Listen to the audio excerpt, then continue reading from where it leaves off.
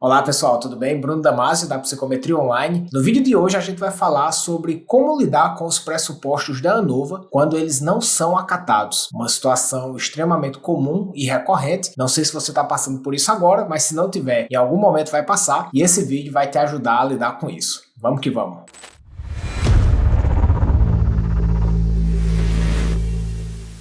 Bem, se você chegou aqui nesse vídeo, é possível que você já saiba o que é uma ANOVA, já está executando e está com problema nos pressupostos. Mas pode ser também que alguém que está assistindo esse vídeo ainda não saiba o que é uma ANOVA. Então, só para colocar todo mundo na mesma página, eu vou explicar muito rapidamente em um slide o que é a ANOVA, tá? Depois a gente vai para o objetivo do vídeo, que é como lidar com os pressupostos. Então vamos lá. A ANOVA é um teste paramétrico que tem o objetivo de comparar 3 ou mais grupos frente a uma determinada variável contínua. Então, por exemplo, imagina que você quer avaliar os níveis de depressão, então uma variável contínua, uma variável crescente, e você quer saber se esses níveis de depressão vai mudar frente a uma determinada variável categórica composta por 3 ou mais categorias. Por exemplo, estado civil. Então, nesse exemplo, você queria saber se os níveis de depressão são diferentes para pessoas solteiras, casadas e viúvas, por exemplo. No delineamento da ANOVA, a nossa variável contínua é a nossa variável dependente,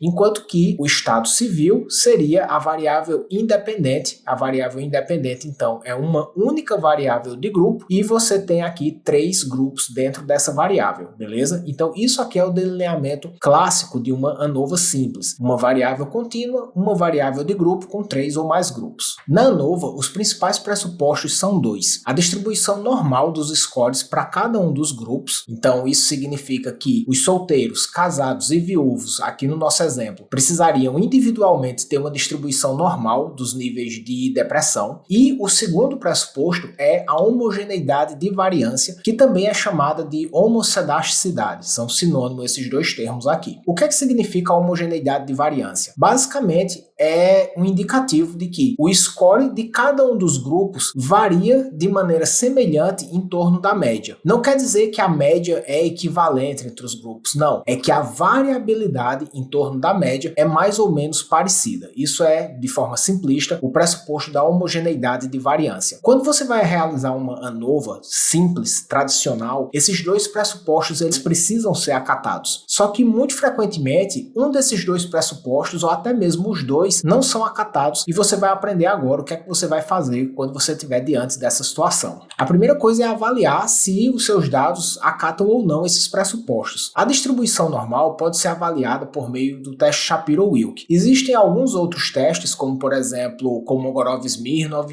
Anderson-Darling, mas o Shapiro-Wilk ele é considerado o melhor, ele tem mais poder, por assim dizer. E o teste de homogeneidade de variância pode ser avaliado também por meio do teste de Levene. Um detalhe importante, você vai acatar esses pressupostos aqui caso o valor de P seja maior que 0,05. Então isso é um detalhe importante. Para você dizer que os seus dados têm distribuição normal e que você tem homogeneidade de variância, o teste de Shapiro-Wilk e o teste de Levene, respectivamente, precisam ter valor de P maior do que 0,05. Estou fazendo essa ressalva aqui só porque isso é um pouco diferente, né, dos nossos testes de hipóteses tradicionais, que geralmente a gente espera valor de P menor que 0,05. Aqui, para acatar os pressupostos, precisa ser maior que 0,05, tá? E aí, caso você tenha feito a análise e os pressupostos não tenham sido acatados, o que é que você pode fazer? Primeiro ponto, em relação à homogeneidade de variância. Quando você vai realizar uma ANOVA em softwares tradicionais, como por exemplo o SPSS, o JASP, o R, então tem muitas opções nesse sentido, é importante que você saiba que homogeneidade de variância já existe em quase todos os softwares uma correção, que é a correção de Welch. Então olha só, faça a sua ANOVA, caso você não tenha homogeneidade de variância, basta solicitar aqui e apertar essa correção de Welch que o resultado da sua ANOVA vai ser corrigido, ou seja, o pressuposto da homogeneidade de variância é muito simples de ser corrigido porque a maioria dos programas estatísticos já tem essa correção embutida, tá? Então aqui na esquerda é uma foto do SPSS, aqui na direita é uma foto do JASP com a opção aqui, né, marcada correção de Welch, tá? Então é muito simples de lidar com esse pressuposto. Ponto importante, a ANOVA é um teste de 2 etapas. Então, na primeira etapa, você vai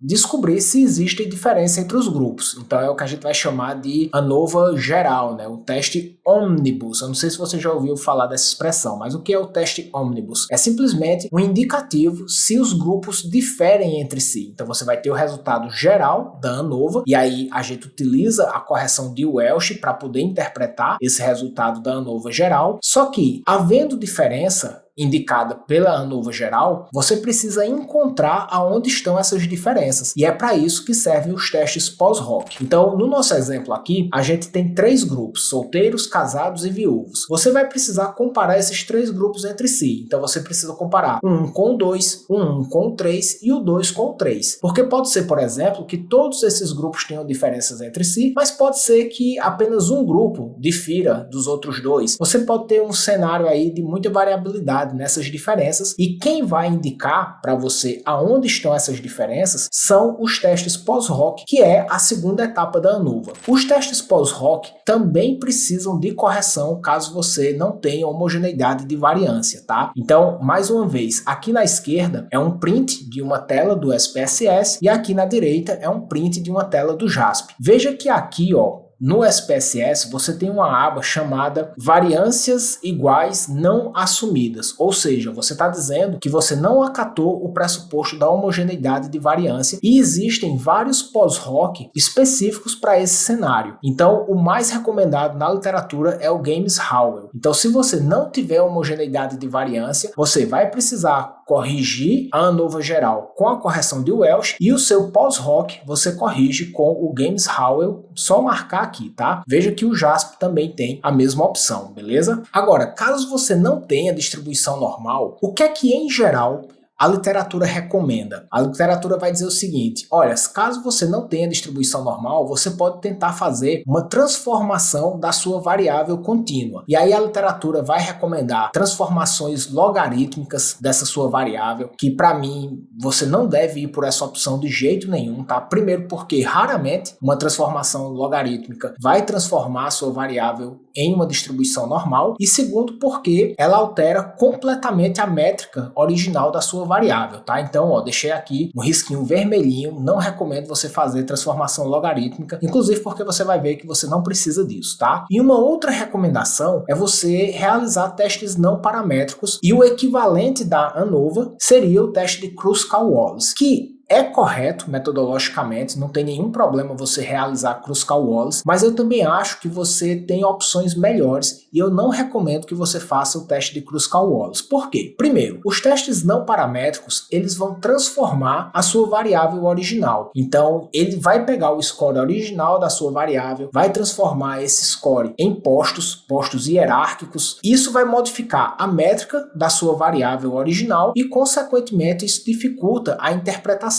dos scores. Então, por exemplo, quando você utiliza testes não paramétricos, você não pode utilizar média, desvio padrão, por exemplo. Você vai ter que utilizar soma dos postos e é muito difícil da gente entender o que de fato significa essas diferenças olhando para essa soma dos postos. Então, embora teste não paramétrico Kruskal-Wallis seja metodologicamente correto, eu não recomendo porque você tem opções melhores. Então, Bruno, quais são essas opções melhores para eu lidar com o pressuposto não acatado da distribuição normal? A primeira opção é a ANOVA com Bootstrapping. Bootstrapping é um procedimento de reamostragem onde você consegue utilizar o seu próprio banco de dados e corrigir a distribuição de normalidade por meio de um processo estatístico de reamostragem. Esse processo foi desenvolvido há muitos anos, é estatisticamente muito confiável, boas revistas aceitam Bootstrapping sem nenhum problema, e eu já gravei um vídeo aqui no canal mostrando como você implementa o Bootstrapping na ANOVA e também como é que você corrige a distribuição de normalidade. Esse vídeo aqui ele é mais teórico, mas se você quiser ver um vídeo prático demonstrando como operacionaliza, eu vou deixar o card aqui em cima para você clicar e assistir, beleza? Então, ANOVA com Bootstrapping é uma excelente opção. Primeiro porque é um procedimento estatístico muito robusto, e segundo porque você utiliza a mesma métrica da sua variável. Você vai continuar podendo interpretar as diferenças dos scores utilizando média e desvio padrão, beleza? E a segunda recomendação que eu dou para você é você utilizar modelos lineares generalizados. A ANOVA faz parte do que a gente chama de modelo linear geral, e o modelo linear geral requer distribuição de normalidade. Isso é um pressuposto. Agora, os modelos lineares generalizados, eles conseguem trabalhar com diferentes tipos de distribuição. Então você vai conseguir escolher a função de ligação, é uma coisa bem específica, mas você escolhe a função de ligação que está mais adequado com o tipo de distribuição que você tem. Então os modelos lineares generalizados é uma opção excepcional também, porque mais uma vez você não precisa alterar a métrica original da sua variável, beleza? Então, só fazendo um resumo, quais são excelentes decisões metodológicas quando você estiver diante de pressupostos não acatados da ANOVA? Para a homogeneidade de variância, você corrige a ANOVA geral